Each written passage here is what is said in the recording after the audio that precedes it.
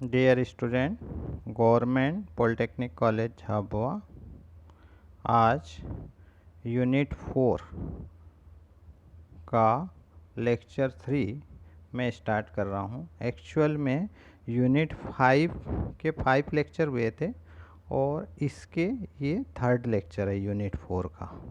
तो total lecture हो गए 8, है ना। तो यूनिट 4 का ये तीसरा लेक्चर है। मेरी रिक्वेस्ट है कि यूनिट 4 के जो 2 लेक्चर हुए हैं उनको आप अच्छे से कंप्लीट करें, तभी ये आगे के लेक्चर आपको समझ में आएंगे। तो इनका अध्ययन करें, है ना, अच्छे से स्टडी करें। आज का जो लेक्चर है वो एग्ज़ाम पॉइंट ऑफ व्यू से मोस्ट इम्पॉर्टेंट है और ये है critical angle and total internal reflection, क्रांतिक कोण एवं पूर्ण आंतरिक परावर्तन।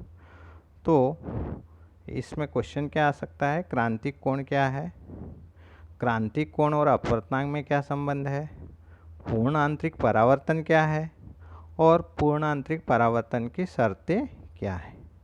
मतलब what is critical angle, give the relation between the critical angle and refractive index, what is total internal reflection and give the condition of total internal reflection।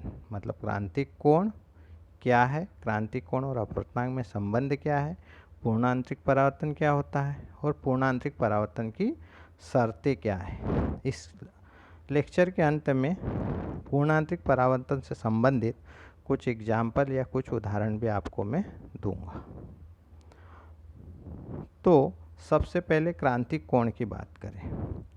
जब प्रकाश किरण सघन माध्यम जैसे कि पानी या कांच से विरल माध्यम जैसे कि वायु में प्रवेश करती है तो वह अभिलंब से दूर हटती है या दूर हट जाती है। तो जब प्रकाश किरण सघन माध्यम से विरल माध्यम में प्रवेश करती है तो वह अभिलंब से दूर हट जाती है, जैसा कि मैंने चित्र में दर्शाया। इस स्थिति में अपवर्तन कोण R आपतन कोण I से अधिक होता है। अपवर्तन कोण R क्या रहेगा? बड़ा रहेगा किससे? आपतन कोण I से। स्नेल के नियम अनुसार sine I by sine R equal to एक नियतांक से स्पष्ट है कि जैसे जैसे आपतन कोण आई का मान बढ़ेगा वैसे वैसे अपवर्तन कोण आर का मान भी बढ़ेगा। इस बात को मैं समझा रहा हूँ। त्रिकोणमिति की जो 90 तक की टेबल कक्षा 9 या 10 में आपने पढ़ी होगी, 0 से 90 तक की, जिसमें साइन, कॉस, टेन, कॉट, सेक, कोसेक इनके मान रहते हैं। तो आपने साइन की वैल्यू देखी होगी। साइन की वैल्यू 0 डिग्री पर 0, 30 डिग्री पर 1/2, 45 पर 1/√2, 60 डिग्री पर √3/2 और 90 डिग्री पर 1। यानी साइन में एंगल बढ़ता है तो वैल्यू भी क्या होती है? बढ़ती है। मतलब यहाँ पर साइन आई यानी आई एंगल बढ़ेगा तो साइन का मान भी बढ़ेगा। अब आपको चित्र से स्पष्ट कर दूं कि जैसे जैसे आई बढ़ाएंगे वैसे आर भी बढ़ेगा, तो साइन आर का मान भी बढ़ेगा। ऊपर की चीज़ भी बढ़ रही है, ऊपर की चीज़ को बढ़ा रहे हैं तो नीचे की चीज़ भी बढ़ रही है, दोनों बढ़ेगी तो अनुपात सदैव नियत आएगा। एक एग्जाम्पल दूं मैं, जैसे 5/1 आंसर आएगा 5, 25/5 आंसर आएगा 5, 125/25 आंसर आएगा 5। मतलब ऊपर की चीज़ बढ़ रही है तो नीचे की चीज़ भी बढ़ रही है। तो स्नेल के नियम sine I by sine R equal to एक नियतांक से स्पष्ट है कि जैसे जैसे आपतन कोण आई का मान बढ़ेगा वैसे वैसे अपवर्तन कोण आर का मान भी बढ़ेगा। मैंने आपको समझाया, क्या समझाया? कि साइन में एंगल की वैल्यू बढ़ती है तो साइन की वैल्यू भी बढ़ती है। तो ऊपर का साइन आई बढ़ेगा तो साइन आर नीचे का भी बढ़ेगा, ऊपर का भी बढ़ा नीचे का भी बढ़ा, नियतांक आएगा। इसका आंसर क्या आएगा? एक नियतांक। तो स्नेल के नियम sine I by sine R equal to एक नियतांक से स्पष्ट है कि जैसे जैसे आपतन कोण आई का मान बढ़ेगा वैसे वैसे अपवर्तन कोण आर का मान भी बढ़ेगा। इस प्रकार आई के मान को बढ़ाते जाने पर एक स्थिति ऐसी आएगी जब आर का मान कितना हो जाएगा? 90 डिग्री। अतः क्रांतिक कोण सघन माध्यम में वह आपतन कोण है जिसके लिए विरल माध्यम में अपवर्तन कोण 90 डिग्री के बराबर होता है। क्रांतिक कोण को अक्षर IC से प्रदर्शित करते हैं। मैं इसी बात को पूरा रिपीट कर रहा हूँ, क्रांतिक कोण को आप ध्यान से समझें, देखें। तो इस चीज़ को रिपीट कर रहा हूँ। रिपीट करने के पहले मैं आपको बता दूं कि प्रकाश किरण सघन से विरल में ही जाना चाहिए, तभी क्रांतिक कोण आएगा। यदि विरल से सघन में गई तो वो तो सघन में जाएगी जो प्रकाश किरण, अपवर्तित प्रकाश किरण, तो वो तो अभिलंब की ओर झुकेगी, फिर क्रांतिक कोण नहीं आ सकता। क्रांतिक कोण तभी आएगा जब प्रकाश किरण कहाँ से जाए, सघन माध्यम से विरल माध्यम में। कंडीशन यही है। तो जब प्रकाश किरण, डबल से रिपीट कर रहा हूँ क्रांतिक कोण की डेफिनेशन, जब प्रकाश किरण सघन माध्यम से विरल माध्यम में प्रवेश करती है तो वह अभिलंब से दूर हटती है। इस स्थिति में अपवर्तन कोण R आपतन कोण I से बड़ा होता है, चित्र में दिखाया है। अब स्नेल के नियम sin I upon sin R equal to एक नियतांक से स्पष्ट है कि जैसे जैसे आपतन कोण I का मान बढ़ेगा वैसे वैसे अपवर्तन कोण R का मान भी बढ़ेगा। इस प्रकार I के मान को बढ़ाते जाने पर एक स्थिति ऐसी आएगी जब R का मान 90 डिग्री हो जाएगा। अतः क्रांतिक कोण सघन माध्यम में वह आपतन कोण है जिसके लिए विरल माध्यम में अपवर्तन कोण का मान 90 डिग्री के बराबर होता है। क्रांतिक कोण को IC से क्या करते हैं, प्रदर्शित करते हैं। C मतलब क्रिटिकल एंगल, है ना, तो IC से प्रदर्शित करते हैं। अब अपवर्तनांक और क्रांतिक कोण में संबंध। यदि हम सघन माध्यम को अक्षर D से और विरल माध्यम को अक्षर R से प्रदर्शित करें। सघन माध्यम को अक्षर D से क्यों प्रदर्शित करते हैं, इंग्लिश में कहते हैं इसको डेंसर। डेंसर मतलब DENSER, डेंसर मतलब सघन। और विरल के लिए अक्षर R क्यों लेते हैं, RARER, रेयरर। रेयरर मतलब विरल। तो यदि हम सघन माध्यम को अक्षर D से और विरल माध्यम को अक्षर R से प्रदर्शित करें तो सघन माध्यम में जब आपतन कोण I क्रांतिक कोण IC के बराबर हो जाएगा तो विरल माध्यम में अपवर्तन कोण का मान कितना हो जाएगा, 90 डिग्री हो जाएगा। ये नीचे में एक चित्र बताऊंगा अभी आपको, वो चित्र 2 में स्थिति C को बताएगा। ध्यान दो, ये चित्र 2 है ना, इसमें स्थिति C में देखिए I3 इक्वल टू क्या है, IC, तो R3 इक्वल टू क्या हो गया, 90 डिग्री। मतलब आपतन कोण सघन माध्यम में आपतन कोण क्या है, क्रांतिक कोण IC के बराबर है, तो विरल माध्यम में अपवर्तन कोण कितना है, 90 डिग्री है ना। तो यहाँ पर मैं क्या समझा रहा हूँ आपको, अपवर्तनांक और क्रांतिक कोण में संबंध। तो यदि हम सघन माध्यम को अक्षर D तथा विरल माध्यम को अक्षर R से प्रदर्शित करें तो सघन माध्यम में आपतन कोण का मान, आपतन कोण I का मान क्रांतिक कोण IC के बराबर हो जाए, अर्थात I बराबर IC हो जाए, तो विरल माध्यम में अपवर्तन कोण R कितना होगा, 90 डिग्री, अर्थात R इक्वल टू 90।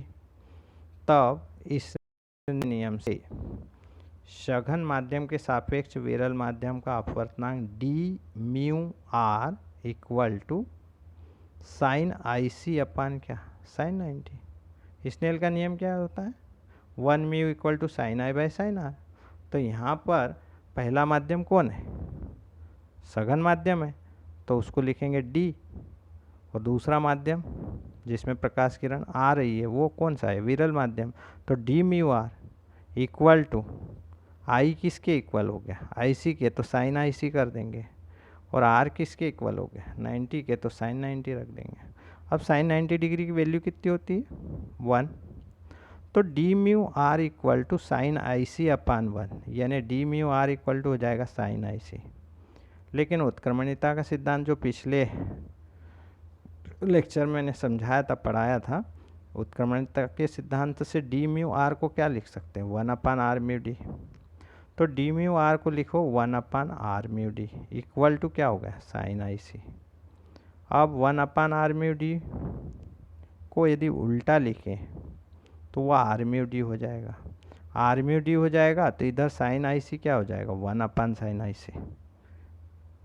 तो 1 upon sine I C equal to क्या हो जाएगा, आर म्यू डी। या इसको आप ऐसा भी समझ सकते हो कि 1 upon R mu D equal to sine I C है, तो त्रियक गुणा से हम क्या कर सकते हैं, साइन आई सी को इधर ले आओ आर म्यू डी के प्लेस पर, और आर म्यू डी को साइन आई सी के प्लेस पर ले जा सकते हैं। तो 1 upon sine I C equal to क्या हो जाएगा, आर म्यू डी। साइन का त्रिकोणमिति में उल्टा जो रेशो होता है, ट्रिग्नोमेट्रिक रेशो, वो क्या होता है, कोशेक आई सी। साइन का उल्टा कौन होता है, कोशेक, है ना। या साइन का व्युत्क्रम कौन होता है, कोशेक। तो साइन आई सी को क्या लिख देंगे हम, cosec I C equal to क्या होगा, आर म्यू डी। या आई सी इक्वल टू क्या हो जाएगा, cosec inverse R mu D. यही क्रांतिक कोण एवं अपवर्तनांक में क्या है, संबंध है।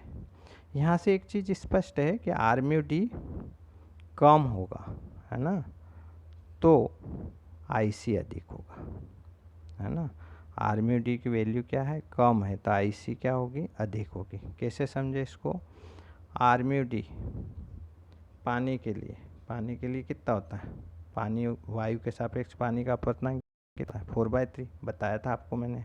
तो ये 1.33, तो 1.33 यहाँ पुटअप करेंगे तो ये एंगल अप्रॉक्सीमेट 48 के करीब आएगा, 48 डिग्री के करीब आएगा जल और वायु के लिए। अब यदि आर म्यू डी हम क्या रखें, आर म्यू डी मतलब ए म्यू जी की बात करें हम कांच के लिए, तो वायु के सापेक्ष कांच का अपवर्तनांक थोड़ा सा और बढ़ गया, 1.33 से या 4/3 से बढ़ गया, 1.5 हो गया, यानी कि 3/2। तो कोसेक का जो है ना वैल्यू बढ़ रहा है, तो एंगल क्या होता है, घटता है। तो यहाँ 1.5 हुआ, कोशेक इनवर्स 1.5 रखें तो आईसी हो जाएगा हमारा अप्रॉक्सीमेट 39 डिग्री। हम बात करें वायु और हीरे के लिए, वायु के सापेक्ष डायमंड का रिफ्रैक्टिव इंडेक्स, एयर, है ना, ए म्यू डी, यानी refractive index of diamond with respect to air, वो अप्रॉक्सीमेट होता है 2.42, यानी वैल्यू क्या हो गई, यहाँ बढ़ गई, तो एंगल और कम हो जाएगा। और ये angle critical angle approximate 24 degree होता है एयर डायमंड के लिए। तो आपको मैं ये समझाना चाहता हूँ कि यहाँ पर आर म्यू डी की वैल्यू बढ़ती जाएगी तो क्रिटिकल एंगल क्या होता जाएगा, कम होता जाएगा। तो यही क्रांतिक कोण एवं अपवर्तनांक में क्या है, संबंध है। अब हम बात करते हैं पूर्णांतरिक परावर्तन की। तो पूर्णांतरिक परावर्तन के लिए इस चित्र को समझना जरूरी है।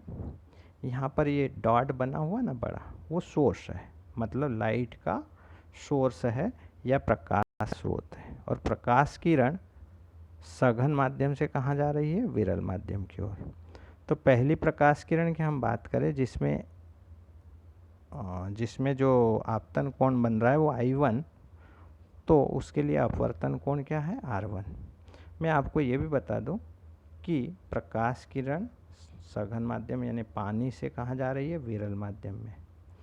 तो अप्रॉक्सीमेट 96%, 96.5% जो है वो 96.5%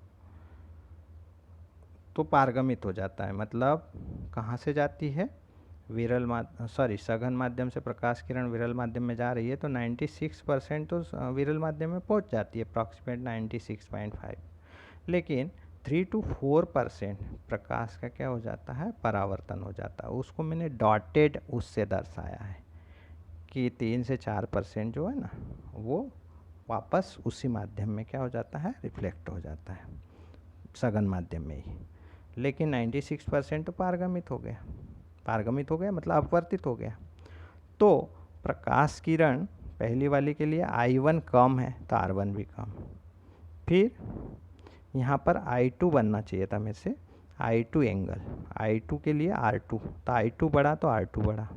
फिर I3 क्रिटिकल एंगल IC के इक्वल हो गया, तो R3 कितना हो गया, 90। बिल्कुल बाउंड्री पर चलेगी अपवर्तित प्रकाश किरण, दूसरे माध्यम में नहीं जाएगी, दोनों माध्यमों के सीमा पृष्ठ पर, मतलब अपवर्तन कोण कितने हो जाएगा, 90। लेकिन कंडीशन डी देखिए, कंडीशन डी में क्रिटिकल एंगल से ज़्यादा हो गया आपतन कोण I4, मतलब सघन माध्यम में आपतन कोण का मान क्रांतिक कोण से अधिक हो गया, तो प्रकाश का पूर्ण आंतरिक परावर्तन हो जाता है 100%। मतलब इसका क्या है, 100% प्रकाश जो है वापस दोनों माध्यमों के सीमा पृष्ठ से लौट आता है। समझ रहे हैं मेरी बात? मतलब कुछ भी प्रकाश का कुछ भी भाग या प्रकाश ऊर्जा का कुछ भी भाग विरल माध्यम में प्रवेश नहीं करेगा। तो ए बी सी में डॉटेड जो दर्शाए हैं, डॉटेड प्रकाश किरणें जो बताई है, वो ये प्रदर्शित कर रही है कि 3 से 4% प्रकाश क्या होता है, उस सघन माध्यम में ही लौट जाता है। तो मैं आपको यहाँ पर इस चित्र की सहायता से क्या समझाना चाहता हूँ, क्रांतिक कोण चित्र की सहायता से पूर्ण आंतरिक परावर्तन को समझाना चाह रहा हूँ। तो ये चित्र दो क्रांतिक कोण के लिए भी है और पूर्ण आंतरिक परावर्तन के लिए भी है। अब पूर्ण आंतरिक परावर्तन की बात कर रहे हैं हम। यदि आपतन कोण I का मान संगत क्रांतिक कोण IC से अधिक होता है, जैसा कि स्थिति डी में दर्शाया है, तो यदि आपतन कोण I का मान संगत क्रांतिक कोण IC से अधिक होता है तो प्रकाश किरण विरल माध्यम में प्रवेश नहीं कर पाती, अर्थात प्रकाश का अपवर्तन नहीं हो पाता है, बल्कि प्रकाश किरण का सघन माध्यम के भीतर ही पूर्ण आंतरिक परावर्तन हो जाता है। इस स्थिति में संपूर्ण ऊर्जा परावर्तित हो जाती है तथा इस स्थिति में प्रकाश के परावर्तन के नियमों का पालन होता है, प्रकाश के अपवर्तन के नियमों का पालन नहीं होता है। तो पूर्ण आंतरिक परावर्तन कैसे कर सकते हैं? सघन माध्यम में आपतन कोण क्रांतिक कोण से बड़ा होने पर प्रकाश किरण का सघन विरल माध्यमों के सीमा पृष्ठ से पूर्ण परावर्तन हो जाता है। इस घटना को क्या कहते हैं?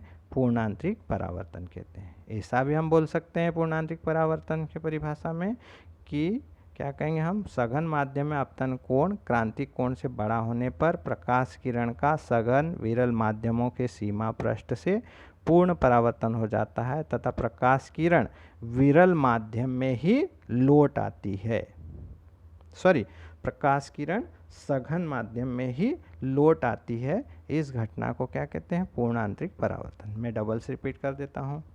क्या बोल रहा हूँ मैं कि सघन माध्यम में आपतन कोण क्रांतिक कोण से बड़ा होने पर प्रकाश किरण का सघन विरल माध्यमों के सीमा पृष्ठ से पूर्ण परावर्तन हो जाता है, अर्थात प्रकाश किरण सघन माध्यम में ही क्या होती है? लौट आती है। इस घटना को क्या कहते हैं हम? इस घटना को पूर्ण आंतरिक परावर्तन कहते हैं, टोटल इंटरनल रिफ्लेक्शन। पूर्ण आंतरिक परावर्तन की शर्तें। पूर्ण आंतरिक परावर्तन की निम्नलिखित 2 शर्तें हैं। नंबर 1, प्रकाश किरण सघन माध्यम से विरल माध्यम में जानी चाहिए। सेकेंड, आपतन कोण का मान संगत क्रांतिक कोण से क्या होना चाहिए? अधिक होना चाहिए। पूर्णांतरिक परावर्तन से संबंधित कुछ उदाहरण है। इसमें है रेगिस्तान की मरीचिका, है ना, मिरेज इन डिजर्ट। तो एक चित्र बता रहा हूँ आपको मैं। यहाँ पर क्या होगा, रेगिस्तान की रेती के कारण पृथ्वी के पास की जो जगह रहती है, धरातल जिसको कहें या रेतीली भूमि है, उसके बिल्कुल पास वाला जो वायुमंडल होता है वो गर्म हो जाता है। गर्म हो जाता है तो वहाँ की वायु गर्म हो जाती है तो वहाँ का माध्यम विरल हो जाता है, और थोड़ा ऊपर जो वायु की परतें होती है वो सघन होती है। है ना। तो ऊपर का माध्यम जो है पृथ्वी से थोड़ा सा ऊपर का माध्यम सघन है और नीचे का माध्यम क्या है, विरल है। और कोई व्यक्ति रेगिस्तान में या रेतीली भूमि में खड़ा है गर्मी के दिनों में, है ना, तो क्या होता है कि जो प्रकाश, कोई पौधा है या पेड़ है, उससे जो प्रकाश किरण आ रही है तो वो कहाँ से आ रही है, सघन माध्यम से आ रही है। किधर आ रही है, विरल माध्यम की ओर। मैं डबल समझा रहा हूँ। रेतीली भूमि के कारण गर्मी के दिनों में रेतीली भूमि के पास की वायु की परतें गर्म हो जाती है, वायु के अणु दूर दूर हो जाते हैं, दूर दूर हो जाते हैं तो वहाँ का माध्यम विरल हो जाता है। और ऊपर की परतें थोड़ी सी जो है वो अपेक्षाकृत उनका टेम्परेचर कम रहता है तो वहाँ सघन वायु रहती है, और उस वायु का अपवर्तनांक थोड़ा सा क्या होगा, अधिक होगा, वो सघन माध्यम रहेगा। और पृथ्वी के जस्ट पास वाला माध्यम क्या रहेगा, विरल। अब कोई पेड़ है और वहाँ से प्रकाश किरण, उसके शाखा से प्रकाश किरण यदि आ रही है तो वो चूँकि सघन से कहाँ आ रही है, विरल में, सघन से विरल में आ रही है तो वह अभिलंब से दूर हटती जाएगी। और एक स्थिति ऐसी आएगी कि आपतन कोण का मान संगत क्रांतिक कोण से क्या हो जाएगा, अधिक हो जाएगा। तो वो प्रकाश किरण जो है सघन माध्यम में ही लौट जाएगी। और यदि व्यक्ति दूर खड़ा है तो उसकी आँख में जाने पर उसे ऐसा प्रतीत होगा कि वहाँ पर कोई जलाशय है या तालाब है, है ना, और उसको वो पेड़ उल्टा दिखेगा, उसको लगेगा कि जलाशय से प्रकाश किरण आ रही है, तो उसको पेड़ जो है ना उल्टा लटका हुआ दिखाई देगा, उसको जलाशय होने का भ्रम होगा। मैं इसको आपको समझा देता हूँ, है ना। तो इसको क्या कह रहे हैं हम, रेगिस्तान की मरीचिका। कभी कभी ये एग्जाम में पूछ लेते हैं। तो कभी कभी रेगिस्तान में पूर्ण आंतरिक परावर्तन के कारण वृक्ष का उल्टा प्रतिबिंब दिखाई देता है, जिससे वहाँ जलाशय होने का भ्रम होता है। इसे रेगिस्तान की मरीचिका कहते हैं। गर्मियों में दोपहर के समय रेगिस्तान की रेतीली भूमि के अत्यधिक गर्म होने के कारण भूमि के निकट की वायु गर्म होकर विरल हो जाती है, जबकि ऊपरी परतों की वायु अपेक्षाकृत ठंडी होने के कारण सघन होती है। तो पृथ्वी के पास वाली जो है, पृथ्वी के निकट वाली है, वो तो विरल हो गई गर्म होकर, और ऊपर की सघन है। जब वृक्ष की चोटी से आने वाली प्रकाश किरण ऊपर के सघन माध्यम से नीचे के विरल माध्यम में प्रवेश करती है तो वह अभिलंब से दूर हटती जाती है, तथा जब आपतन कोण का मान संगत क्रांतिक कोण से, या आपतन कोण का मान सीधे बोले क्रांतिक कोण से क्या हो जाएगा, अधिक हो जाएगा, तो इसका पूर्णांतरिक परावर्तन हो जाता है और प्रकाश किरण परावर्तित होकर यात्री की आँख में प्रवेश करती है, जिससे यात्री को वृक्ष का उल्टा प्रतिबिंब दिखाई देता है तथा उसे वहाँ जलाशय होने का भ्रम होता है। एक और एग्जाम्पल है जल की मरीचिका, लूमिंग ऑफ वाटर। ये एग्जाम्पल भी कभी कभी एग्जाम में पूछ लेते हैं। कभी कभी बहुत ठंडे देशों में समुद्र पर, है ना, या बर्फ वाले क्षेत्रों में दूर की वस्तुओं के प्रतिबिंब उल्टे दिखाई देते हैं। कैसे दिखाई देते हैं, उल्टे। इसे जल की मरीचिका या केवल मरीचिका कहते हैं। इसे समझे आप। ठंडे देशों में पृथ्वी तल के समीप की वायु अत्यधिक ठंडी होकर सघन हो जाती है और ऊपर की परतों की वायु अपेक्षाकृत गर्म, दिन के समय, है ना, सूर्य के टेम्परेचर के कारण, सूर्य प्रकाश के ऊष्मा के कारण ऊपर की परतें तो गर्म रहेगी, तो वो विरल माध्यम रहेगा, और नीचे बर्फ है या बहुत ठंडा पानी है तो वहाँ की वायु क्या रहेगी, सघन। तो ठंडे देशों में पृथ्वी के तल के समीप की वायु अत्यधिक ठंडी होकर सघन हो जाती है और ऊपर की परतों की वायु अपेक्षाकृत गर्म, दिन के समय, है ना, रहती है। इस कारण ऊपर की वायु विरल हो जाती है ना। जब जहाज या दूरवर्ती वस्तु की किरणें नीचे के सघन माध्यम से ऊपर के विरल माध्यम की ओर चलती है तो प्रकाश अभिलंब से प्रकाश किरणें अभिलंब से दूर हटती जाती है तथा जब आपतन कोण का मान क्रांतिक कोण से बड़ा हो जाता है तो प्रकाश किरण का पूर्णांतरिक परावर्तन हो जाता है तथा प्रकाश किरण दूर खड़े किसी व्यक्ति की आँख में पहुँचती है तो उसे ऐसा आभास होता है कि वस्तु आकाश में उल्टी लटकी हुई है। Thank you. कल हम अगला इस यूनिट से रिलेटेड टॉपिक जो है पढ़ेंगे, है ना।